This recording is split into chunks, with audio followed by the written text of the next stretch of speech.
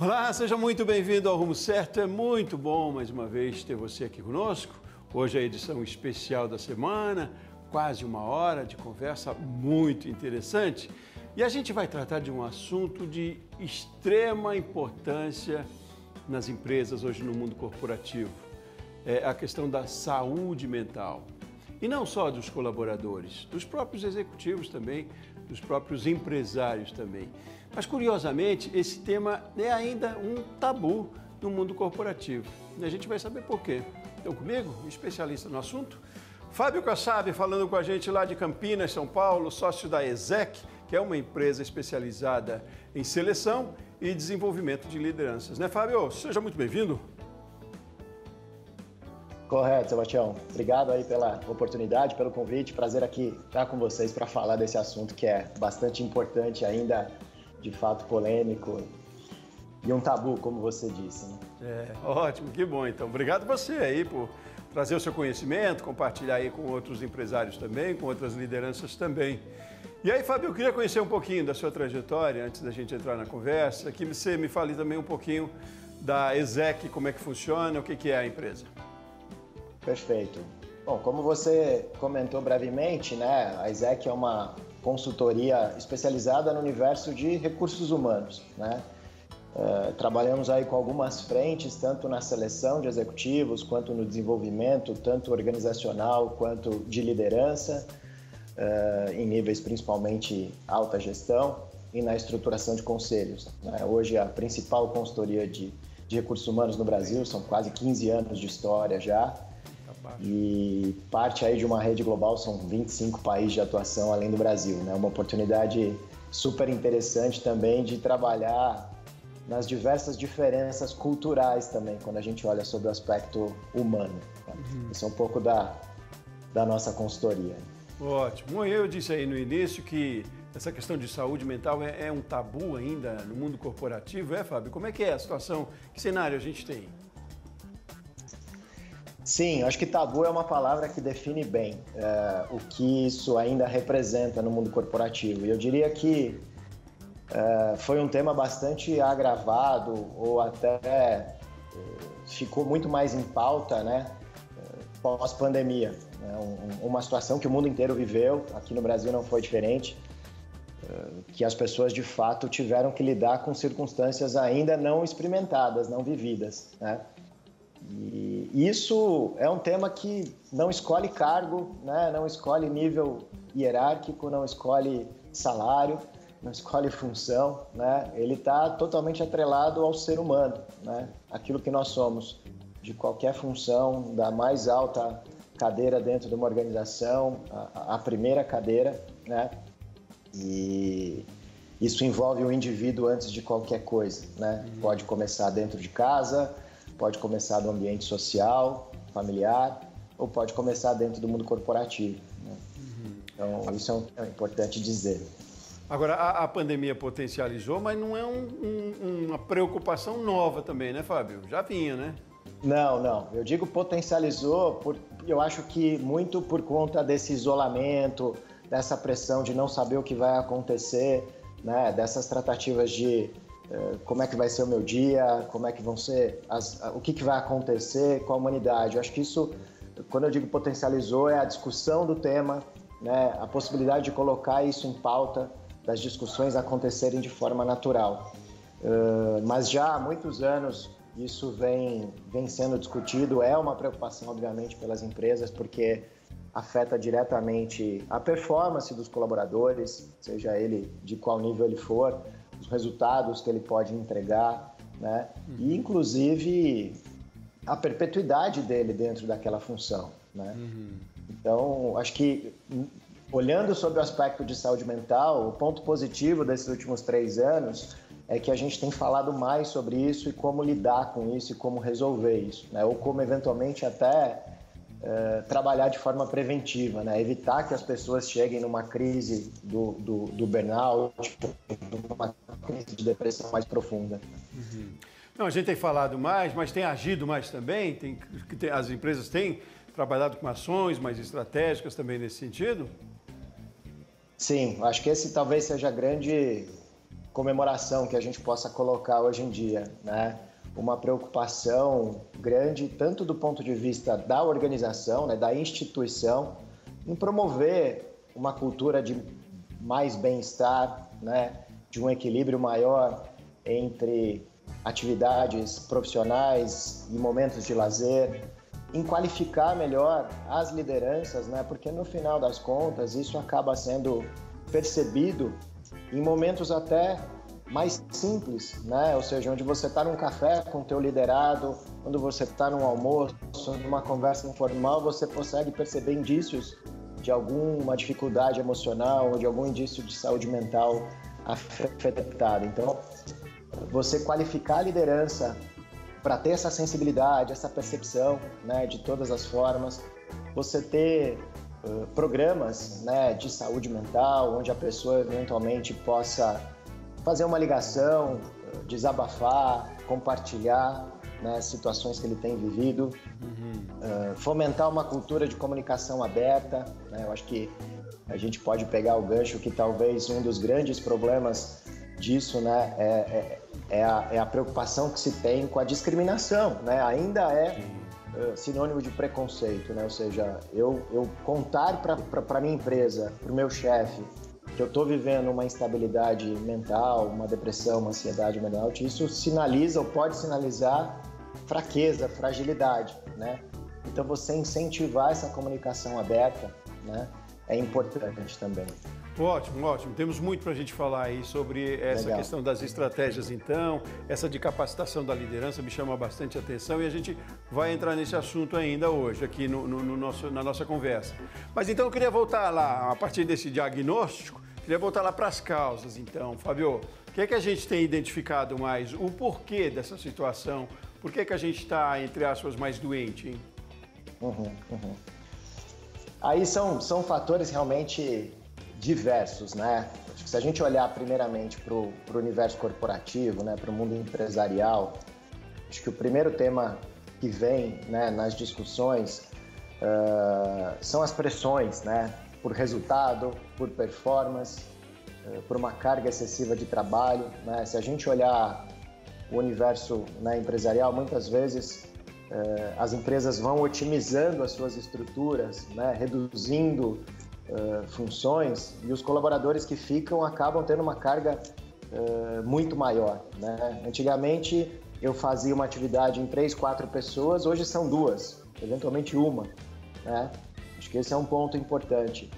A pressão por resultado, né? Se eu não fizer, o meu concorrente vai fazer. Eu preciso performar, eu preciso mostrar resultado, né? Eu preciso conquistar. Então, essa excessiva pressão e cobrança por desempenho e por entrega associada, né, a uma carga de trabalho maior é um fator extremamente importante, né? Muitas vezes isso vem atrelado a uma falta de reconhecimento ou recompensa, né? Então, eu performo, eu trabalho, eu entrego, mas eu não sou reconhecido, né? Eu não tenho uma promoção. Outra questão importante, né, é essa insegurança, né? O mercado hoje, nessa oscilação tanto econômica quanto de mercado por si, né, as empresas globais, né, com reestruturações constantes, a gente costuma brincar que eu estou aqui no Brasil, a empresa é europeia e eventualmente acontece alguma coisa lá na Europa, na matriz, que cascateia efeitos aqui e eu não tenho controle nenhum sobre isso, né? Então, essa segurança que no passado se existia, né, da carteira assinada, é sinônimo de estabilidade, hoje em dia isso não é tão claro, né? Ou seja, eu posso ficar desempregado a qualquer momento. Como lidar com isso, né? Depois, outros fatores de lideranças menos preparadas, né? Você tem aí também associado a isso um incentivo à aceleração em algumas empresas, por exemplo, você pega startups, né, essas empresas da nova economia, que vão colocando pessoas muito jovens em cargos de grande responsabilidade, de muita liderança, gera insegurança para o colaborador, né? Esse líder não tem ali tanta experiência, tanta maturidade ou até habilidade de lidar com esse contexto. Isso só falando no universo profissional, né? Só que nós não conseguimos conectar e nos desconectar o tempo todo. Eventualmente, soma-se a isso situações familiares, né? Problemas de doença, divórcio, filhos com uma dificuldade, as redes sociais, que hoje são extremamente responsáveis por a gente viver num mundo de comparação, né? Isso hoje tem um peso muito grande. E não é, quando a gente fala em rede social, não é só a rede social de lazer ou de privada, né? Quando a gente vai para a rede social corporativa, como o LinkedIn, por exemplo, né? A gente costuma brincar, eventualmente você olha ali um teu colega de faculdade que se formou com você e ele está num cargo muito acima do seu e você fala, caramba, por que eu não cheguei lá ainda, né? Então, todos esses fatores, quando a gente, principalmente o soma, né? Ele se torna aí uma bomba relógio realmente para um burnout, né? Ou para uma crise de depressão mais severa, né? Que interessante isso, né, Fábio? Agora, tem a ver com talvez uma questão geracional, expectativa que se cria. Você fez referência aí à relação de trabalho que se tinha antigamente, né? E hoje, né? Que se buscava carreira assinada, uma estabilidade. E hoje a gente tem muito dito aqui, que era a sua opinião nesse sentido também, de que é uma geração que hoje busca mais ser feliz e aí por isso também são trabalhos mais fastes, eu diria, mais fugazes quase, mas as pessoas não ficam nas empresas se não estiverem felizes, né? Mas é muito de expectativa que se cria também, Fábio, esse fator aí psicológico interfere?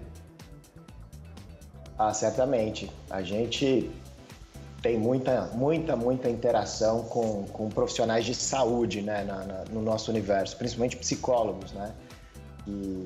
Que trocam muito com a gente contextos, experiências, estatísticas, né?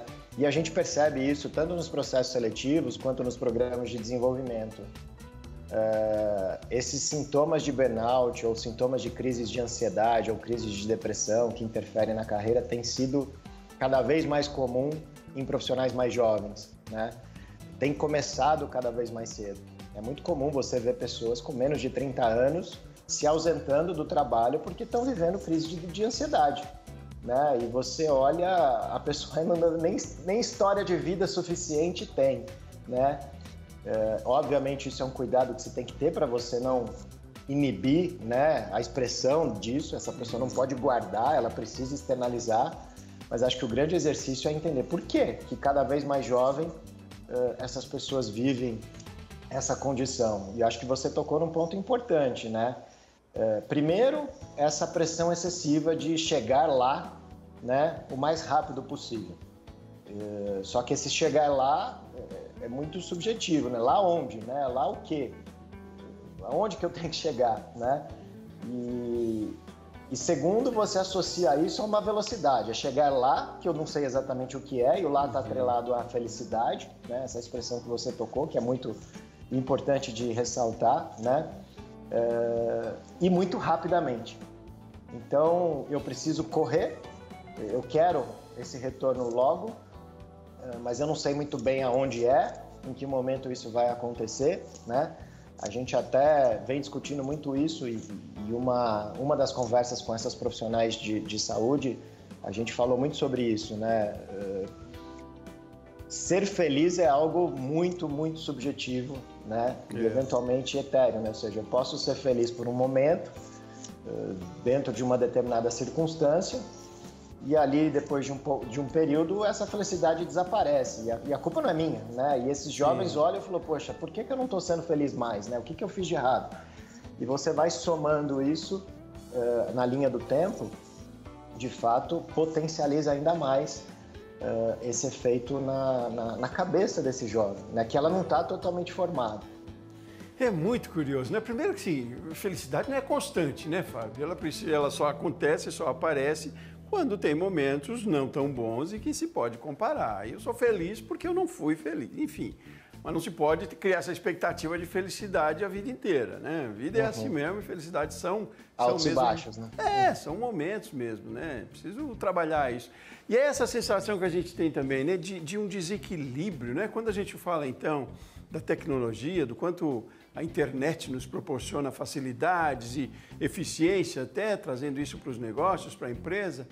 Mas se não houver o equilíbrio também e na relação com redes sociais, isso na vida pessoal e no trabalho, realmente é difícil. Né? Você não pode ficar comparando com a situação do outro, né? A grama do outro é sempre mais verde, mas nem necessariamente é, né? Que na internet também, nas redes sociais, você pode olhar as fotinhos de perfil, todo mundo é bonito, né, Fábio? Muito bonito, exato, mais do que devia. Mas, enfim, eu digo é porque é uma questão de, às vezes, você se dar conta também que ser um pouco low profile aí, ficar mais discreto, pode ser melhor do que... É uma coisa meio, enfim, tem que trabalhar muito com a psicologia mesmo, né? É um trabalho que não é mais só pela eficiência que você se mantém na empresa. Às vezes tem um profissional com uma preparação enorme, tecnicamente, mas ela não sustenta, né, Fábio? Ela pode ser uma porta de entrada, pode ser admitir lá no recrutamento, mas ela não sustenta se você não tiver um equilíbrio na sua vida. E esse equilíbrio, sim, pode ser proporcionado pela empresa e talvez tenha essa responsabilidade, mas é muito sua, né? É muito de cada um, né, Fábio? Concordo 100%. Eu acho que esse é o grande gatilho que a gente precisa olhar.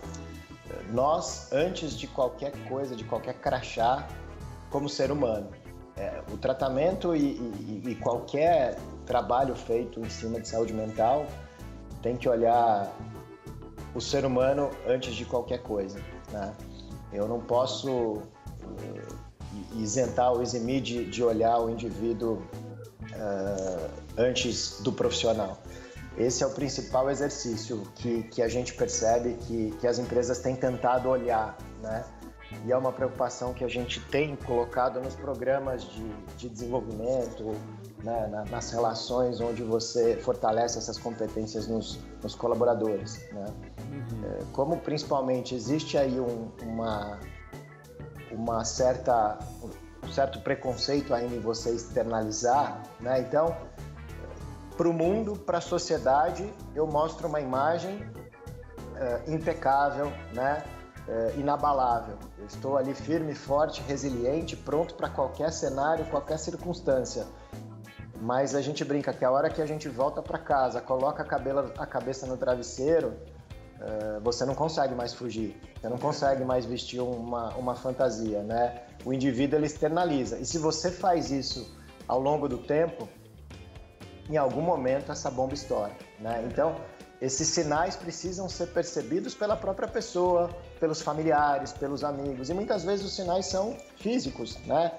A gente vem percebendo isso. Crises constantes de dor de cabeça, sintomas de tontura, dificuldades de dormir, alimentação desregulada, ou seja, são coisas que quem convive precisa olhar e ajudar, né? Para que isso não impacte outras esferas da vida, né? E se tratando de liderança, aí tem que ter uma sensibilidade grande e muito preparo, é claro.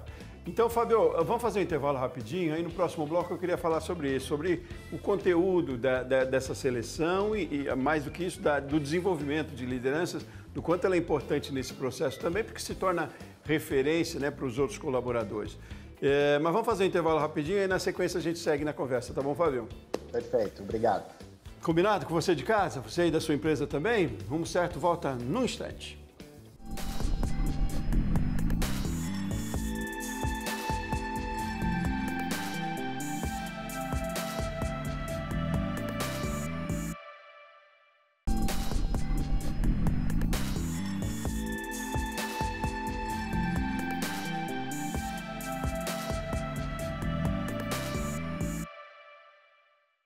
De volta com o Rumo Certo, mais uma vez. Muito bom ter você aqui conosco. E hoje a nossa conversa é de um assunto para lá de interessante, importante, relevante, que a gente está falando sobre saúde mental nas empresas, tanto para colaboradores, quanto para os próprios executivos, os próprios empresários também, e muito sobre lideranças. Vamos continuar na conversa? Está comigo o Fábio Kassab, que é especialista no assunto. Ele é de uma empresa que trata de seleção e desenvolvimento de lideranças, que é a ESEC, fala para a gente lá de Campinas. Fábio, vamos continuar na nossa conversa? Então, a gente explanou bastante aí sobre a problemática, né? Problemática, se é a palavra correta. E aí a ideia da gente traçar agora alguns pontos importantes. E eu digo, tomando aí como ponto referência, o trabalho que vocês desenvolvem aí na ESEC de desenvolvimento de lideranças. Quem preconiza hoje uma liderança eficiente para a gente começar na generalização e vai afunilando? Aí, Fábio? É interessante essa pergunta, né? Porque ela vem bastante na contramão do momento que o mundo vive, né? De digitalização, de inteligência artificial, né? De automação. E a liderança está totalmente atrelada à relação humana, à sensibilização, né? Da relação entre um superior e um subordinado, né? Então a gente vem falando muito sobre isso, né? Sobre humanização. Não dá para fugir de que, por mais tecnológico que o mundo seja, né, essas interações humanas, elas são eternas, fundamentais, né? Então, essa liderança humanizada, obviamente acolhedora, mas sem deixar de lado todo o contexto de cobrança, de senso de responsabilidade, né, de que fazemos parte de um contexto de geração de resultados, né, de lucro, de mercado, mas olhar sob o ponto de vista de que tem ali na nossa frente um indivíduo, né, isso mais do que nunca é fundamental para uma boa liderança hoje. Certo. Mas aí, como é que se dá esse olhar no dia a dia, na prática, esse olhar, como é que é para além do conceito? Olha, primeira coisa é a gestão de prioridades, né? A gestão de tempo. A gente não pode deixar, o líder não pode deixar ser engolido exclusivamente pela sua carga operacional, pela sua carga de responsabilidade. Ele precisa dedicar na sua agenda tempo e tempo de qualidade, né? Um tempo saudável, né? Não aquele que o celular está em cima da mesa ou o e-mail fica pipocando e você para responder, para ouvir, né? Não esperar, por exemplo, aqueles ciclos que no passado existiam, ciclos de feedback, ciclos de avaliação semestrais, anuais, ou seja, eu sento com um subordinado, eu sento com a equipe uma vez por ano, 2 vezes por ano para falar sobre o colaborador, né? Eventualmente ali dificuldades, problemas que eu poderia evitar, eu já convivi com ele por muito tempo. Então, primeira coisa é uma agenda constante, não necessariamente uma agenda formal, né, onde eu preciso ali formatar, ter relatórios, ter devolutivas, né, mas simplesmente sair para tomar um café, conversar num corredor, eventualmente agendar um almoço para você ouvir, perguntar sobre temas pessoais, familiares, saber de fato o que está acontecendo com a pessoa, né? Não é incomum você perceber que você tem um colaborador no teu time, onde você fala 100% do tempo sobre temas profissionais, mas o grande issue, a grande lacuna dele é que de repente ele está passando por um divórcio extremamente conturbado ou uma doença grave de um familiar próximo e você não sabe disso, né? E não sabendo disso, você não pode mudar a tua abordagem com ele ou a tua forma de tratá-lo, que naquele período ele precisa de uma atenção diferente, né? E você não pode pegar uma foto da vida dele e julgar como um filme todo, né? Acho que isso é um tema importante. Uma outra questão que é fundamental para uma liderança hoje em dia é você, de fato, se solidarizar e exercitar essa empatia nos momentos de dificuldades, né? Aquele líder que acha que, por ele ser líder ou por ele ter, de certa forma, poder dentro de uma organização, ele está imune ou ele está isento de qualquer dificuldade que ele passe, né? Ele está fadado a ter aí uma dificuldade de conseguir se estabelecer, né? Então, acolher profissionais, pessoas que estão ali passando por dificuldade, né, nesse tema, que estão vivendo um momento de crise mais relevante, mostrar que ele tem um ambiente ali que o valoriza, que o respeita, que vai ajudá-lo a passar por esse momento, né? Que aquilo é um momento que vai ser superado e ele vai sair muito mais forte, né? E atrelar tudo isso, né, Sebastião, a um contexto, obviamente, de ascensão profissional, de desenvolvimento, de crescimento, de recompensas, né? Então é importante também a pessoa, o colaborador, perceber que ele está numa empresa, ele está num ambiente que ele será reconhecido pelos resultados, né? Que o esforço será reconhecido, que o resultado será reconhecido, né? Trazer um pouco de meritocracia, né? Uma palavra muito usada aí nesse ambiente. Nossa, agora é curioso, né, Fábio? Fico me perguntando aqui o desafio da liderança, porque esse profissional também precisa estar preparado, né, Fábio? E aí, voltando lá para o primeiro processo, talvez, do que vocês fazem na ESEC, na seleção, a gente tem profissionais preparados no mercado? Como as empresas hoje preparam ou conseguem recrutar profissionais com essa visão já preparada? Como é que é o nosso cenário nesse sentido? Infelizmente, ainda a gente está engatinhando e se desenvolvendo um pouco nisso, né? O Brasil é um país de uma cultura na seleção, né? Muito informal, muito atrelada a valores, a equilíbrio de valores, né? A gente brinca que é igual quando a gente vai falar de futebol, né? Todo brasileiro é um pouco técnico, né? Saberia como dizer a escalação. Todo líder acha que é expert em contratação e em seleção, né? É muito comum você perceber que ele contrataria mais facilmente o melhor amigo e não necessariamente o melhor profissional para uma determinada posição. Então a gente tem uma atenção em ajudar as pessoas que fazem parte de um processo seletivo a colocar toda a imparcialidade do mundo nesse processo decisório, né? De ajudar a você, de fato, trazer o melhor recurso, a melhor pessoa para aquela empresa, para aquela cultura, para aquele ambiente. Isso facilita muito mais essa adaptação, né?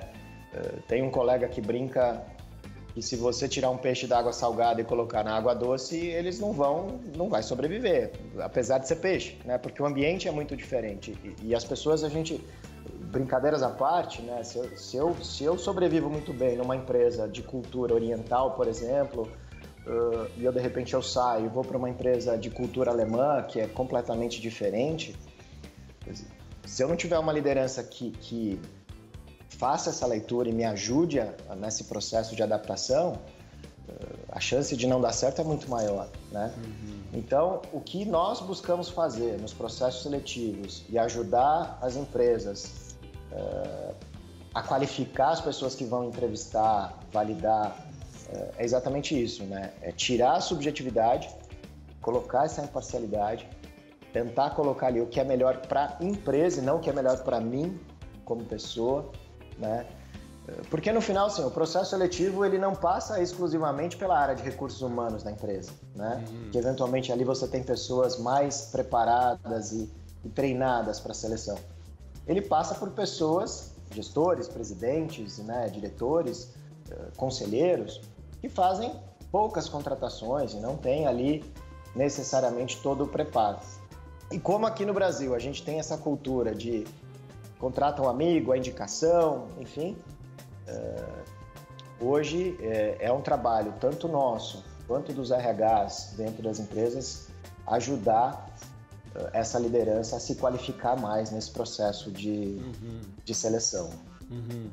Essa é uma responsabilidade das empresas, você vê dessa forma, Fábio, hoje em dia, de preparar cada vez mais de acordo com, não sei se eu posso usar o termo, o molde, ou o propósito, ou a identidade daquela empresa, porque se a gente ainda no mercado talvez tenha ainda que preparar muito mais profissionais, ou talvez tenha dificuldade de encontrá-los prontos, ninguém nunca está pronto exatamente, mas eu digo, as empresas precisam investir mais em políticas ou estratégias de capacitação mesmo, de treinamento talvez? Como é que você vê isso?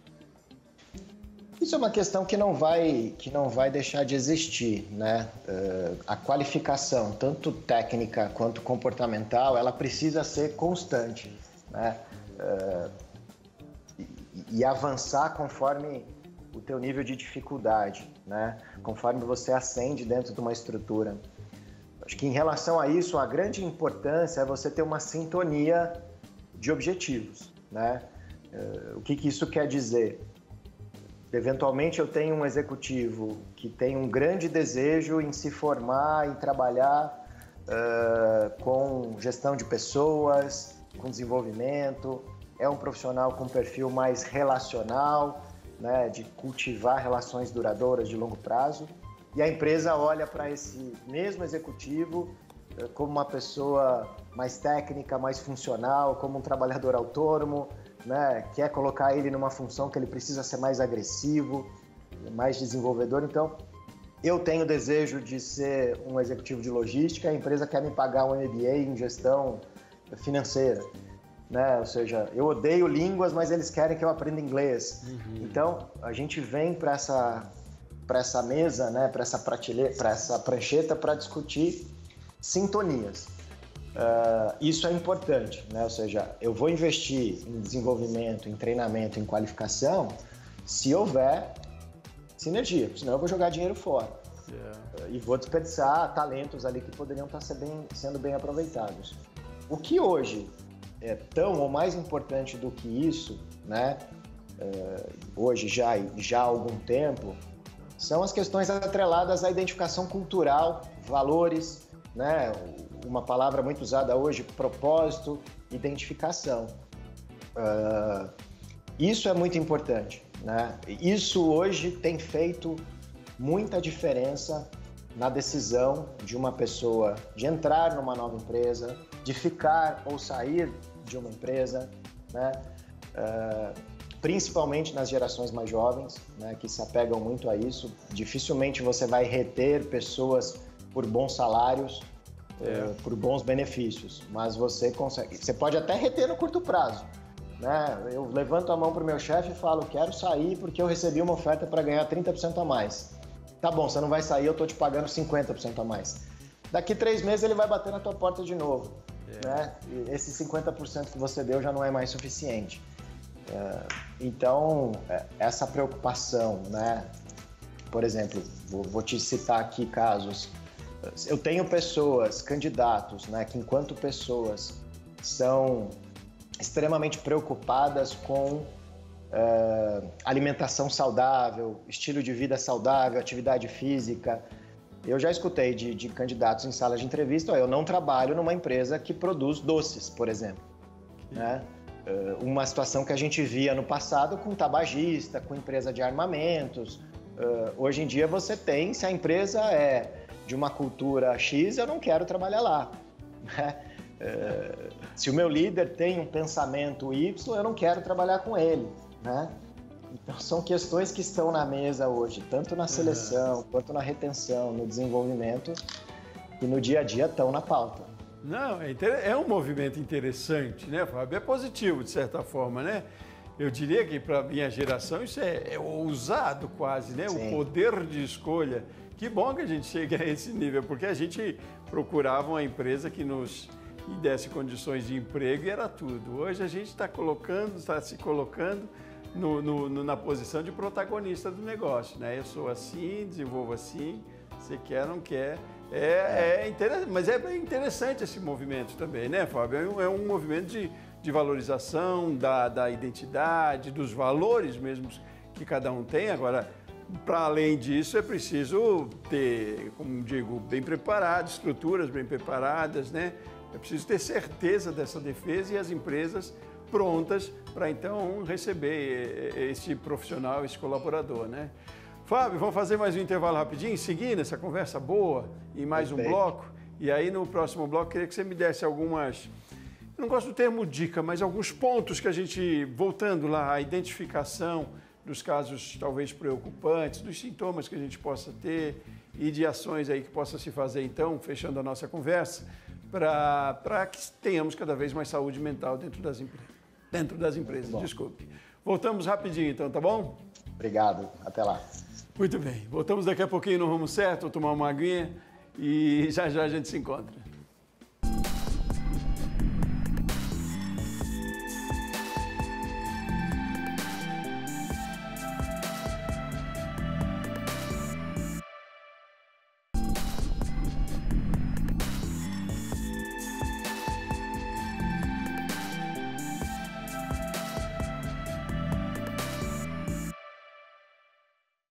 De volta e agora com o último bloco do Rumo Certo de hoje, edição especial. Você tem acompanhado com a gente nos primeiros blocos. A gente está falando sobre a importância de se atentar para a saúde mental dos colaboradores, também sua, enquanto empresário, do reflexo que isso tem também na produtividade e nos negócios.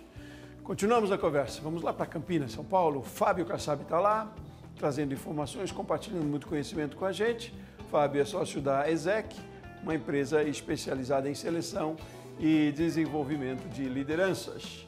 Fábio, vamos para o último bloco? A gente conversaria muito mais, né? Esse assunto aí rende e nunca é demais também. A gente vai voltar a falar sobre isso aqui no Rumo Certo muitas outras vezes. Mas, sabe, vamos lá. Para a identificação, começar a identificar os sinais de que alguma coisa precisa ser ou ter mais atenção quando se fala de saúde mental, e para as ações, então, a partir daí, Fábio, concluindo um pouco a nossa conversa nesse bloco, para levar esse tipo de informação para outros executivos, para outras lideranças e também para, enfim, colaboradores que estão nos acompanhando e empresários também. Como é que a gente começa a identificar, Fábio? Eu até volto numa questão importante que você fez referência sobre o lado para além da empresa, né? O lado pessoal, problemas talvez que o colaborador tenha na família e, ao mesmo tempo, a liderança devia estar atenta ou deve estar atenta para esses casos, mas como também descobrir, sem ser evasivo. É delicado isso também. Como é que você sabe da vida do colaborador para além das estruturas da empresa, hein, Fábio? Legal. Olha, a gente pode separar isso em duas grandes formas, né? Acho que primeiro de forma mais institucional, né? A organização enquanto, de fato, instituição, com programas de pesquisa de clima organizacional, por exemplo, né? Com formulários bem estruturados, onde você se aprofunda na forma com que os colaboradores enxergam a empresa, enxergam a liderança. Você pode colocar dentro dos programas de avaliação de desempenho e programas de feedback, você pode ter ali momentos, perguntas-chave, né? Interações e abordagens-chave com os colaboradores para você identificar sinais, né? Identificar potencial risco de uma crise mental, de um problema de saúde mental. Até ferramentas, né, de diagnóstico, como a gente chama de assessment, testes, enfim, avaliações psicológicas que avaliam performance, desempenho, valores, entre outras coisas.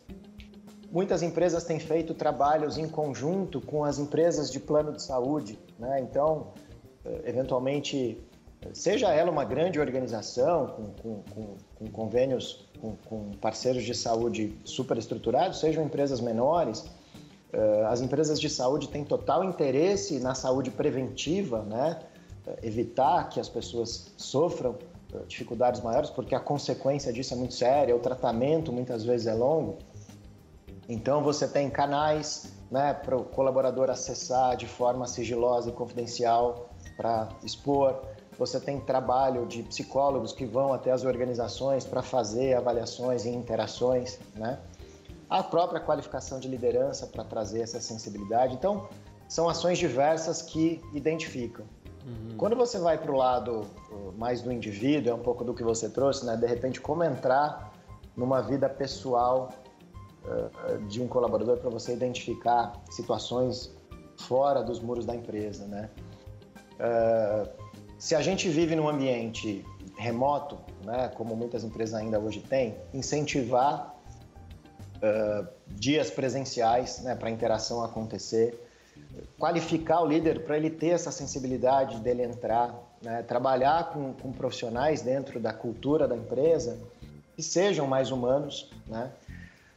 Uma questão que a gente vê e vi em algumas empresas fazerem, eles têm dito que tem surgido bons resultados, é você incentivar eventos familiares dentro da organização, né?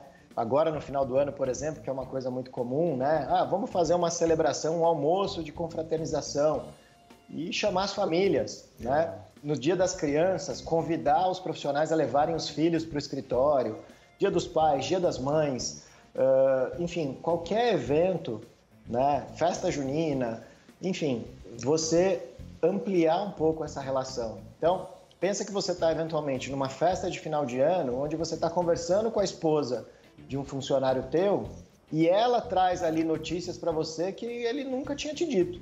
Né? Você falou, caramba, tem alguma coisa ali que eu não tinha percebido. Né? Isso, na linha do tempo, pode trazer informações espontâneas. E uma outra coisa que acho que é o mais importante, né? O ambiente empresarial ser propício, né? Ser uma cultura leve, onde a pessoa se sinta à vontade de levar as preocupações. Né? Ou seja, é aquela coisa de você pode expor as tuas fragilidades, as tuas dificuldades e você não vai ser apedrejado, você não vai ser motivo de chacota, né? Isso faz com que a pessoa entre na concha e não exponha, né? Que é o maior risco. Agora também não dá para se esperar uma maravilha, né, Fábio? No sentido de que não é um parque de diversões, né? Tem problemas, tem que estar preparado para encarar também alguns problemas dentro, eu digo, das corporações. Tem um pouco de maturidade nisso também, buscar mais isso, né?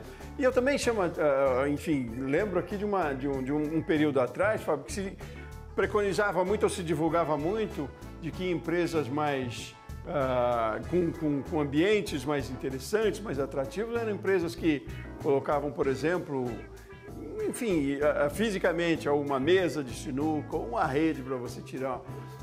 Enfim, isso pode ser interessante também, mas caiu um pouco por terra essa questão estrutural exatamente, né, Fábio? É meio que, não sei se posso dizer dessa forma, meio que o engodo isso acaba não sendo sustentável. Estou errado? Faz sentido? Eu acho que faz total sentido. Primeiro porque não é todo mundo que gosta, né? Tem pessoas que vão olhar e falar, eu trabalho numa empresa que tem geladeira de cerveja, mesa de bilhar e ping-pong, tobogã, fliperama, e eu acho isso sensacional, né? Tá bom, no final das contas, precisa performar, precisa trabalhar. Agora, tem pessoas que não se identificam com isso, que querem um ambiente mais sério, né? Um ambiente mais sóbrio. E aí, o que adianta, né? Eu tenho uma empresa lá com um ambiente estruturalmente colorido, né? Com toda essa cara, e não ter habilidade para contratar pessoas que se identificam com isso, né? Então, eu coloco ali, né, aquilo que a gente falou de animais, cada um tem seu habitat, né? Para você trocar de habitat, ele demora para se adaptar. Muitos vão ficar pelo caminho. Então, isso é importante, né? Não vai fazer milagre, né? Mas houve uma onda assim no mercado, né? Num tempo, não era? Isso foi muito valorizado, né? Principalmente essas empresas tech, né? Que acho que iniciaram esse novo modelo. Mas eu ouvi um pouco, por exemplo, de esse exercício pós-pandemia, né? Onde no passado a gente vivia, né, o ambiente durante a pandemia, né? Nós precisamos levar o escritório para dentro de casa para eu conseguir trabalhar. Agora eu preciso trazer a casa para dentro do escritório, né? Para poder tirar as pessoas de casa e fazer com que elas fiquem à vontade no ambiente de trabalho, porque muitas pessoas experimentaram um equilíbrio que nunca tinham vivido antes, né? Nesse modelo meio compulsório de home office que ainda estamos numa transição, né? É interessante, voltando um pouquinho naquela questão da família, né? Do quanto a família acaba sendo um colaborador nesse processo também, né? Porque numa situação, numa ocasião, como você disse, numa reunião em que traz a família para junto e aí a família acaba conversando com outros colaboradores e às vezes acaba propagando depois ou ajudando nesse processo de mostrar para o colaborador, o próprio da família, do quanto aquela empresa na visão deles, da família, é interessante, do quanto valorizam você lá, enfim, você cria uma relação quase que de estímulo também, né? Me parece um pouco isso. Porque vai para casa essa conversa do que foi numa reunião e lá talvez a esposa, talvez o filho vai dizer, poxa, como é interessante a sua empresa, como eles falaram bem de você, ou como, enfim, e se não também, de repente vai por esse lado. Eu vejo a família aí como uma parceira muito forte nesse processo, né? E eu imagino, para colaborar nas lideranças aí de identificação, né, Fábio? Total, total. Isso é interessante o ponto que você tocou, porque isso é uma via de mão dupla, né? Você pode ter a família como uma grande parceira, incentivadora, né? desse contexto, de olhar, de fazer com que a pessoa valorize, identifique, né, todo aquele ambiente profissional que ele tem, que ele convive diariamente. E do outro lado também, né, você ter colegas de trabalho, chefes, pessoas ali no teu dia que conhecem a tua família, né? E que vão te apoiar. E aí, se você me permite aqui, de forma muito breve, né, dar um depoimento pessoal. E o ano passado eu passei por uma situação assim. Eu tive uma crise, um burnout, uma crise de depressão profunda. Obviamente, por toda essa soma de contextos aqui, fatores que a gente conversou, mas o meu grande gatilho foi a doença do meu pai. Eu tive um diagnóstico de Alzheimer em abril do ano passado, e aquilo desmontou o castelo, né? Eu me desestabilizei completamente. Obviamente, eu tive apoio da minha esposa, dos meus filhos, de pessoas do meu ciclo familiar, amigos, mas as pessoas que trabalham comigo, os meus sócios, os meus colegas foram fundamentais para me ajudar a passar por isso, né? Então, um sintoma, um motivo, uma razão, né, que veio de origem pessoal, e eu me lembro uma vez que um dos meus colegas me falou ao telefone, né, onde eu estava preocupado, falou, olha, eu vou precisar me ausentar da empresa por algum tempo porque eu não estou conseguindo trabalhar. Eles falaram, fique o tempo que você precisar, você não precisa provar nada para ninguém aqui dentro, todo mundo sabe quem você é. Aquilo foi de um valor fantástico, né? Acredito. Então, é uma via de mão dupla, né? Foi fundamental um colega de trabalho, né, a relevância que ele teve para me ajudar a sair de um buraco, que já tinha acontecido. Não foi preventivo, né? Foi ali, sim. De fato, de cuidado. Não, maravilhoso que você traga esse seu relato pessoal, né? Eu vivi uma situação muito parecida também numa outra situação, numa outra empresa, enfim, e também foi dessa forma, né? E é humanização, né, Fábio? É o que a gente está buscando cada vez mais. E aí, com a tecnologia toda à disposição, parece que as coisas meio se atrapalham, né?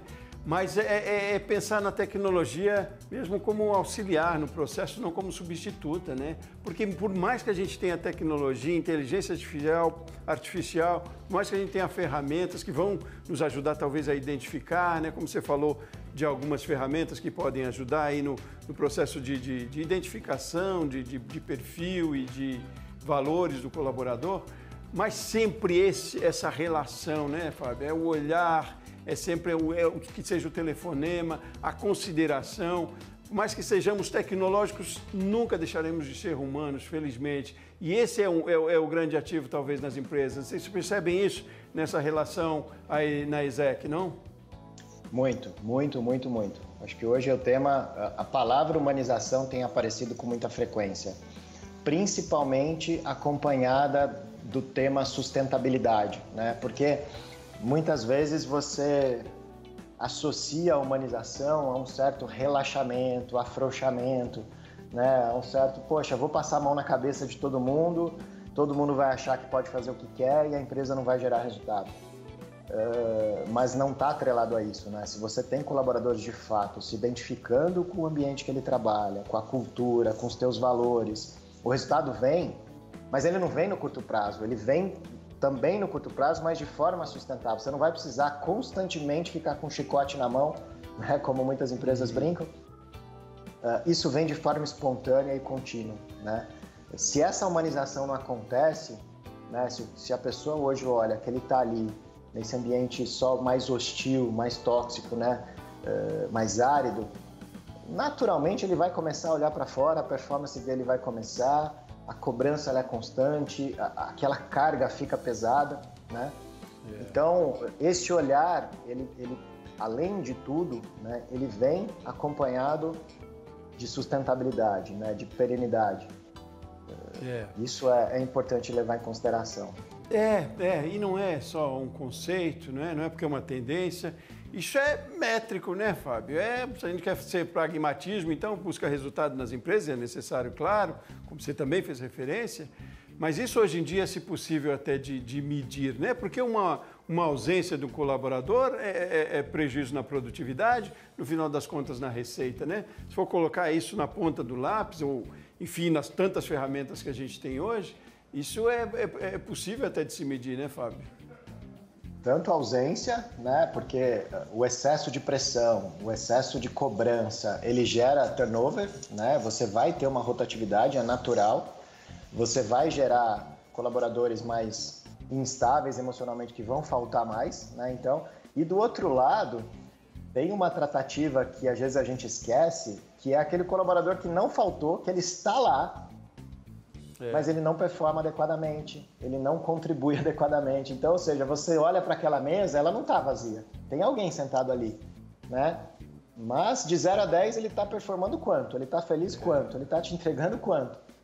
Eu só estou olhando aquela cadeira que está vazia, né? Poxa, aquela pessoa faltou de novo, ela está doente de novo. Olha, perdemos aquele gerente de novo, não para ninguém ali. Tá todo mundo olhando para essa. E aquela que tem gente ocupada? Tem alguém olhando de 0 a 10, né? Ou até 100%, qual o nível de entrega? Então, e está gerando custo ali também, vamos combinar também. Exatamente. Além de não performar, né? Bom, Fábio, que conversa boa, iria longe essa nossa conversa, mas você vai voltar outras vezes para a gente conversar um pouco mais, porque esse assunto não se esgota nunca, e quanto mais a gente bate nessa tecla, é uma defesa nossa também, mas a gente ganha também, tem que disseminar mesmo, tem que compartilhar conhecimento, né? E buscar conhecimento também e para traçar estratégias e ações. Foi um prazer enorme conversar com você, meu caro Fábio Kassab, sócio da ESEC, falando para a gente lá de Campinas. Volte outras vezes, meu caro. Muito obrigado, o prazer foi todo meu, espero ter contribuído aí com quem escutou a gente. Com certeza. Muito obrigado a você de casa, você da sua empresa, que acompanhou o Rumo Certo com hoje, aqui com a gente também nessa edição especial. Eu volto no próximo programa. Até mais.